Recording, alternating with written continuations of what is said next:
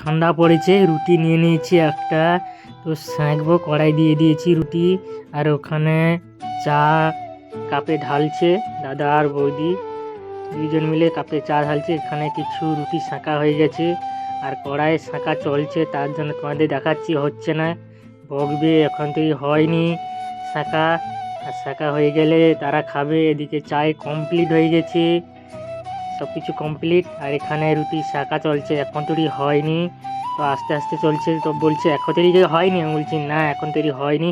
তো একটা একটা রুটি উল্টাচ্ছি আমি, তো কোনটা হয়েছে সেটা দেখবো। তো এক পাশ হয়ে গেছে আর এক পাশ উল্টাচ্ছি, তো আটা হালকা পুড়িয়ে গেছে, তো আটাটাও একবারই পুড়িয়ে গেছে। হাই, কি হবে? এই বাবা, পুড়িয়ে গেছে। তো গ্যাসটা বন্ধ করে দিলাম আমি। বাবা, আই এম অবাক, কি হবে? বুকটা যখন ধরবর ধরবর করছে, কি বকবে ওখানে। তো রুটি পুড়িয়ে গেছে একবারে, জিভটা কেড়ে দিলাম আমি। তো আর কতটা পুড়িয়ে গেছে রুটি দেখছো তোমরা। তো এইটা আমাকে খেতে হবে যত সম্ভব, কারণ আমি পুড়ছি, তো এটা আমাকে খেতে হবে। আরেকবার দেখাচ্ছি। তো ঝাঁটি ধুবু ধুবু করছে, বকবে, দেখেনি অখদরি, দেখলেই বকবে আমাকে, আর দেখে ফেলেছে। ই বাবা, কি হবে কি হবে, ই বাবা। তবে যাক, পুড়ে গেল, কী করবো। চায়ের এধারে ঢালা কমপ্লিট হয়ে গেছে অলরেডি।